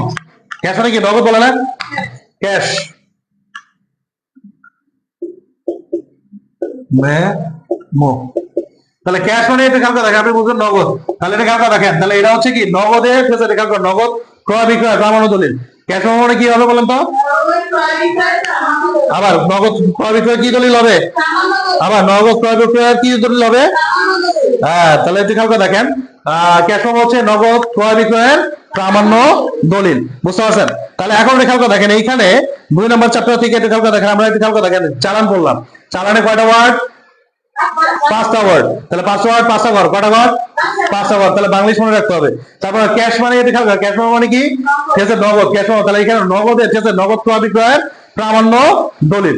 ডেবিট নোট মানে হচ্ছে এটা খেয়াল করে দেখেন ডেবিট নোট ক্রয়, বলেন ডেবিট নোট মানে কি হবে, ক্রয় ফেরত। বলেন আবার কি ডেবিট নোট মানে কি হবে, ক্রয় ফেরত। ডেবিট নোট মানে কি ফেরত, ক্রয় ফেরত। আর ক্রেডিট নোট মানে কি হবে, ক্রেডিট মানে হচ্ছে বিক্রয় ফেরত। ক্রেডিট মানে কি বিক্রয় ফেরত। এখন ডেবিট ভাউচার আর হচ্ছে ক্রেডিট ভাউচার, ভালো করে খেয়াল করে দেখেন। Debit voucher, credit voucher. তাহলে ডেবিট, এটা খেয়াল করে দেখেন, কিছুক্ষণ আগে দেখছি আমরা ডেবিট শব্দটা, সেটা খেয়াল করে দেখেন। ডেবিট শব্দ, ঠিক আছে, ডেবিট নোট দেখছি কিনা? ডেবিট আমরা কি পেয়েছি? ক্রয় পেয়েছি না? কি পেয়েছি? ক্রয় পেয়েছি। ভালো করে খেয়াল করে দেখেন, তাহলে ক্রয় পেয়েছি। আর এখানে হচ্ছে খেয়াল করে দেখেন, এটা ব্যয় হবে। তাহলে ক্রেডিট ভাউচার কি হবে বলেন তো দেখি? ক্রেডিট ভাউচার কি হবে বলেন বলেন? স্যার এবার তো জীবন শিখিয়ে নেই। তাহলে এখন এটা খেয়াল করে দেখেন, ডেবিট ভাউচার, এটা খেয়াল করে দেখেন, ডেবিট মানে এটা খেয়াল করে দেখেন ব্যয়। তাহলে ব্যয়, এটা খেয়াল করে দেখেন, ব্যয় আছে না? তাহলে ক্রয় আর ব্যয়, ঠিক আছে, এটা খেয়াল করে দেখেন, ক্রয় আর ব্যয় সম্পর্কিত যে লেনদেন গুলো আছে এগুলো যাবে ডেবিট ভাউচারে। কোথায় যাবে? ডেবিট ভাউচারটা কি হবে বলেন তো দেখি? তাহলে বলেন তো কি হবে? ক্রয় এবং ব্যয়ের সপক্ষে ডেবিট ভাউচার প্রস্তুত করা হয়। তাহলে এটা খেয়াল করে দেখেন, তাহলে ক্রয় আর ব্যয়ের মানে সপক্ষে, বলেন ক্রয় ও ব্যয়ের সপক্ষে, আবার ক্রয় ও ব্যয়ের সপক্ষে, ক্রয় ও ব্যয়ের সপক্ষে। তাহলে যে ব্যয়, এটা খেয়াল করে দেখেন, ক্রয় ব্যয়ের সপক্ষে যেটা হয় সেটা হচ্ছে ডেবিট ভাউচার। কি ভাউচার? Debit voucher. তারপর এটা খেয়াল করেন, ক্রেডিট ভাউচার মানে হচ্ছে, খেয়াল করে দেখেন, বিক্রয় আর আয়। ক্রেডিট ভাউচার কি মনে রাখবো? বিক্রয় আর আয়। এই বিক্রয় আর কি আয়, সেটা কোন ভাউচার? কোন ভাউচার? Credit voucher. এখন এটা খেয়াল করে দেখেন, কোন স্টুডেন্ট যদি এটা খেয়াল করে দেখেন, দুইটা অধ্যায় যদি করে, এটা খেয়াল করে দেখেন, এই যে debit voucher, credit voucher, debit note, credit note, নগদ, ঠিক আছে, কি তারপর বললাম কি ক্রয় যাবে না, বিক্রয় যাবে না, এই টাইপের এই এন্ট্রি গুলা দেখা গেল সবগুলি যদি বাইশ যদি করে তাহলে সে পাস। আগামীকালকে পরীক্ষা সে যদি কিছু নাও পারে, এগুলো খুঁজে খুঁজে দেখা করে দেখেন, কয়েকটা বোর্ড, ঠিক আছে, বিগত বছরের একটা বোর্ডে, সিলেট বোর্ড সম্ভবত, মনে আসতেছে না কত সালের পরীক্ষা, ওইখানে এটা খেয়াল করে দেখেন, একবারে পুরো, ঠিক আছে, এই যে অঙ্কগুলো আছে এগুলো দিয়ে আসছে পুরো একটা কোশ্চেন, 10 নম্বর একটা কোশ্চেন আছে, একটা সৃজনশীল আছে পুরোপুরি। তাহলে এটা খেয়াল করে দেখেন, আপনি ক্রয় যাবে না, বিক্রয় যাবে না, কি বললাম বলেন তো? ক্রয় যাবে না, বিক্রয় যাবে না, চালান ক্যাশ মেমো, চালান cash memo, debit note, credit note, debit voucher, credit voucher. এই জিনিসগুলো যদি আপনি যদি সবগুলো যদি পানির মতো যদি দেখা বুঝা যদি এখনো যদি করেন, আপনি আগামীকালকে পরীক্ষা পাস। আগামীকালকে পরীক্ষা কি হবে? পাস। ফেল করার কোনো কি নাই, সুযোগ নাই। ফেল করে কারা? বিপদে বললে ফেল করা যায়, ঠিক আছে, বুঝতে পারছেন? এটুকু বুঝছেন কিনা? ডেবিট ভাউচার, ক্রেডিট ভাউচার বুঝছি কিনা? এটুকু ক্লিয়ার? হ্যাঁ, কোনো সমস্যা আছে? নাই। Very good. এখন এটা খেয়াল করে দেখেন, আমি কোনটা করা যায় এখন বলেন তো দেখি? জাবেদা। হ্যাঁ, খতিয়ানের খেয়াল করে দেখেন, খতিয়ানের এই ওয়ার্ড গুলো খেয়াল করে দেখেন, আগে বলেন সিডি, বলেন সিডি, ক্যারিড ডাউন, আবার সিডি, সিডি, সিডি চালাইছেন না আগে? ক্যারিড ডাউন, ডি থাকলে এটা খেয়াল করে, ডাউন, ডাউন মানে কি নিচ না উপরে? হ্যাঁ, ডাউন মানে কি নিচ, ডাউন মানে কি নিচ। এটা খেয়াল করে দেখেন, অথবা এখানে এটা খেয়াল করে স্থানান্তর, স্থানান্তর, হ্যাঁ, ঠিক আছে, স্থানান্তর, সরি স্থানান্তরিত, হ্যাঁ, এখানে স্থানান্তরিত। তাহলে এটা খেয়াল করে দেখেন, তাহলে এটা খেয়াল করে সিডি মানে এটা খেয়াল করে দেখেন, এখানে আপনার কোশ্চেন আসবে, হ্যাঁ, এমসিকিউ মধ্যে দেখেন। তাহলে সিডি মানে কি ক্যারিড ডাউন, মানে এটা খেয়াল করে দেখেন, তাহলে নিচে নিত, নিচে নিত, নিচে নিত, নিচে নিত। তারপর এটা খেয়াল করে দেখেন, ক্যারিড ডাউন মানে কি নিচে নিত, ক্যারিড ডাউন মানে কি নিচে নিত।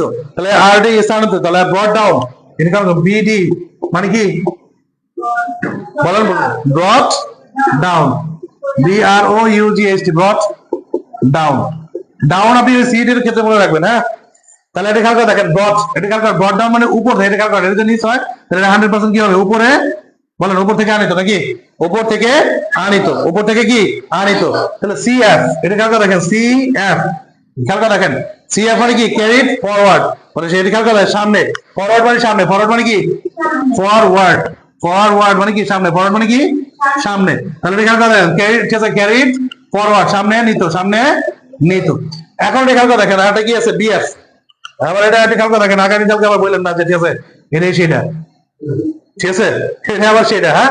তাহলে বিএফ মানে হচ্ছে কি ব্রট ডাউন, সরি বিএফ মানে ব্রট ফরওয়ার্ড, ব্রট ফরওয়ার্ড, বুঝতে পারছেন? হ্যাঁ, তাহলে এখন এটা খেয়াল করে দেখেন, যেটা না বলতো, তাহলে বিএফ আর সিএফ মানে কি, তাহলে এটাতে কি করে দিব? এটা 100% করবো যে আয় আরে সর্বনাশ, ঠিক আছে, বয়ফ্রেন্ড আর গার্লফ্রেন্ড, হ্যাঁ, হ্যাঁ হ্যাঁ সিএফ নাই, তাহলে এখন রেখা দেখেন হ্যাঁ সিএস জায়গায় জি লাগাইলে আর কি ভালো হইতো। তাই এখন আসলে লাগানোর সুযোগ নাই, আমরা অ্যাকাউন্টিং ঠিক আছে যেহেতু পরীক্ষা দিয়েছে এখানে আমাদের জি লাগানোর কি সুযোগ নাই। তাহলে এটা বিএফ মানে হচ্ছে ব্রড ফরওয়ার্ড, এটা খেয়াল করে দেখেন ব্রড ফরওয়ার্ড সম্মুখে আনিত। হ্যাঁ খেয়াল করেন একটু খেয়াল করেন তাড়াতাড়ি, এটা বলছেন কিনা এটা বলছেন। এখন সহকারী খতিয়ান কি বলেন তো দেখি, হ্যাঁ বলেন সহকারী খতিয়ান কি? খতিয়ান পারি কিন্তু সহকারী খতিয়ান কি বুঝি? সহকারী খতিয়ান, তাহলে সহকারী কি মানে এটা খেয়াল দেখেন সহকারী শিক্ষক বলে না, সহকারী শিক্ষক অ্যাসিস্ট্যান্ট সহকারী মানে এটা খেয়াল দেখেন সহকারী খতিয়ান, তাহলে কি বলেন তো? জানি আমরা সহকারী খতিয়ান মানে জানি, কথা বলেন কথা বলেন, সহকারী খতিয়ান মানে জানি না, এটা খেয়াল দেখেন তাহলে দেখতে হবে দেখতে হবে।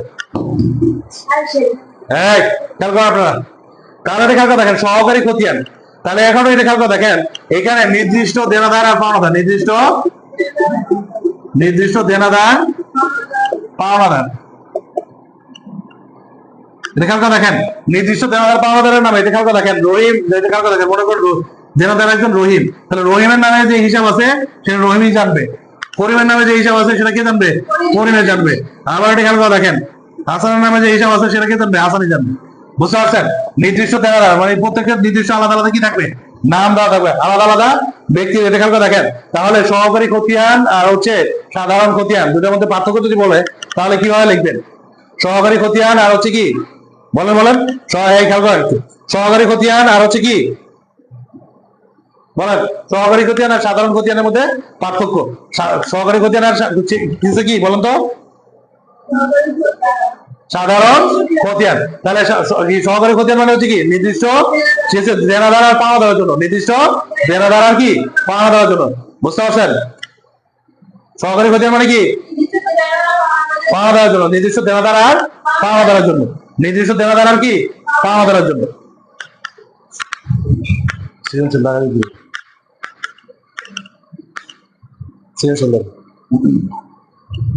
বুঝতে পারছেন? সহকারী খতিয়ান কি হবে? ঠিক আছে, নির্দিষ্ট দেনাদার এবং পাওনাদারের জন্য। টি সক মানে কি বলেন তো দেখি, বলেন টি সক বলেন। হ্যাঁ টি সক মানে কি? টি এটা কালকা দেখেন দুইটা সাইড সমান, টি সকের দুইটা সাইড কি সমান, তাহলে বাম সাইডে এটা কালকা দেখেন এটা বাম আর এটা হচ্ছে কি ডান, তাহলে সমান সংখ্যক ঘর, এইখানেও সমান ঘর হবে, তাহলে এটা কালকা ডান সাইডে কি সমান ঘর হবে। তাহলে এটা কালকা দেখেন টি সকের মধ্যে তাহলে এটা কালকা দেখেন ঘর কিভাবে হবে যত না লাগে দেখেন একটু টি সকের মধ্যে, তাহলে বাম সাইডে যে ঘরগুলি হবে ডান সাইডে সেম ঘরগুলি হবে। বুঝতে পারছি? তাহলে এটা কালকা দেখেন খাতা ফাঁকা রাখবেন না, ও কিছু হইলেও ঘরটা না পারেন তো ঘর রেখে দিয়েছে। আর ঘরগুলো অবশ্যই কি পেন্সিল রাখবেন, আর মার্জিন করবেন না, কি করবেন না মার্জিন করবেন না, ঠিক আছে? স্যারদের নাম্বার লেখার জন্য যা ঠিক আছে নাম্বার দিয়ে লিখবে এটা লেখার জায়গা দিয়ে। বুঝতে পারছেন? এবার সব জায়গা আপনি অঙ্ক করে ভরাই দিয়ে দিচ্ছেন এরকম হয়ে যাবে। বুঝতে পারছেন? টি সকে তাহলে এটা খেয়াল করতে হবে কিভাবে রাখবো, বাম সাইডে যে ঘর থাকবে সেম ভাবে কি ডান সাইডেও থাকবে। বুঝতে পারছেন? আর চলমান যে সবটা এটা খেয়াল করে দেখেন ওটা আপনারা জানেন, সেটা নিয়ে আলোচনা করলাম না। তাহলে সাধারণ খতিয়ান এবং এটা খেয়াল করে দেখেন সাধারণ খতিয়ান হচ্ছে কি নরমালি এটা খেয়াল করে দেখেন সব দেনাদার পাওনাদার একটার মধ্যে থাকবে, সাধারণ মানে সব দেনাদার পাওনাদার কি একটার মধ্যে থাকবে। আর এটা খেয়াল করে দেখেন যখনই বলবে সহকারী খতিয়ান তখনই কি আলাদা আলাদা হবে, সহকারী খতিয়ান বললে কি হবে আলাদা আলাদা হবে।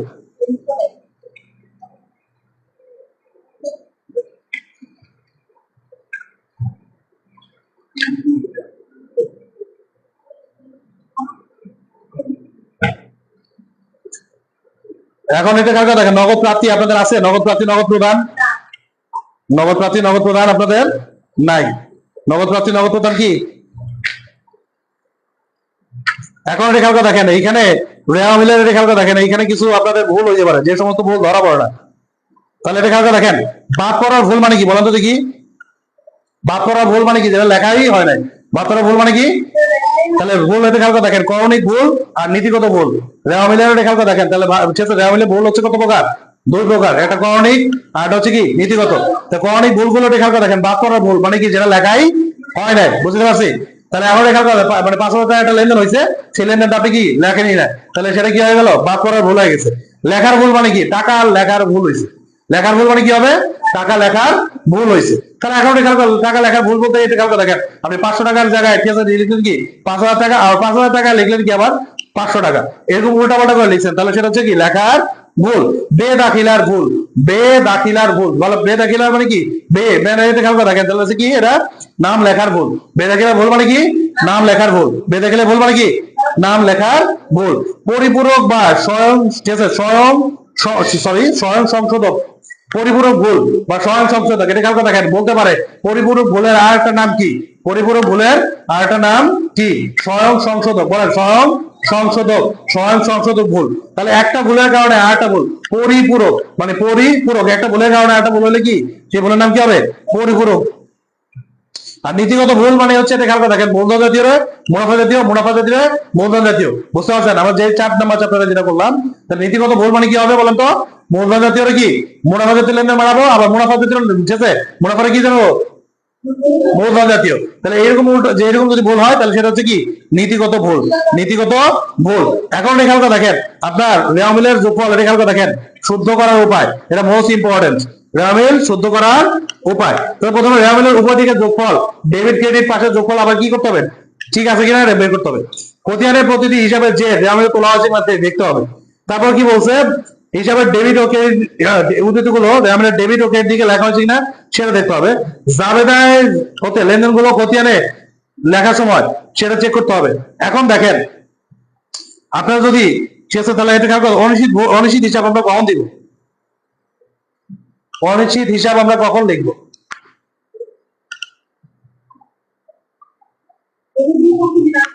যদি দুই পক্ষ না মিলে তাহলে এটা খেয়াল করুন, যে জায়গায় টাকা কম হবে সেই সাইডে লিখবো নাকি, সেই সাইডেই লিখবো। ক্লিয়ার? আর আর্থিক অবস্থা বিবরণী এটা কি দেখছিলেন কি, আর্থিক অবস্থা বিবরণী ভিডিও দেখছেন? যদি ভিডিও দেখেন তাহলে খেয়াল করে দেখেন, তাহলে আপনাদের জন্য কি হবে, সুবিধা হবে। আর আর্থিক অবস্থা বিবরণীতে কোনো প্রবলেম আছে কিনা, আর্থিক অবস্থা বিবরণীতে কোনো প্রবলেম নাই।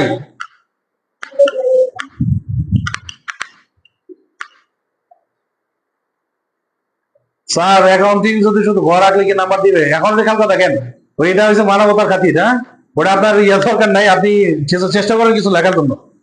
যদি কিছু লেখেন তাহলে মানে যা দিবেন হাতে তা যাবে সাথে, বুঝতে পারছেন? পুরো ফাঁকা দিলে তো আবার ঝামেলা হবে। এখন এটা খেয়াল করে শেষের দিকে দিবেন, আর সবচেয়ে ভালো পারেন যে অঙ্কটা সেটা আগে দিবেন, সবচেয়ে ভালো পারেন যে অঙ্কটা সেটা আগে দিবেন। আর যদি এটা খেয়াল করে দেখেন না দিতে পারেন তাহলে কিন্তু ঝামেলা। সবচেয়ে ভালো পারেন যেটা সেটা কি আগে দিতে হবে, আর যেটা সবচেয়ে কম পারি সেটা কি সবার শেষে দিতে হবে, বুঝতে পারছেন? লাগলে ভিক্ষা করে দেওয়া যায়, সমস্যা নাই, আশপাশ থেকে ঠিক আছে ভিক্ষা করে দিলাম আর কি। হ্যাঁ, পাস করতে হবে না, বুঝতে পারছেন? পাস করতেই হবে, কি পাস করতে হবে। তাহলে খেয়াল করে দেখেন আজকে তাহলে এই পর্যন্তই। আল্লাহ হাফেজ, সবাই ভালো থাকেন, অ্যাকাউন্টিং পরীক্ষা ভালোভাবে দেন, পাস করেন। আসসালামু আলাইকুম।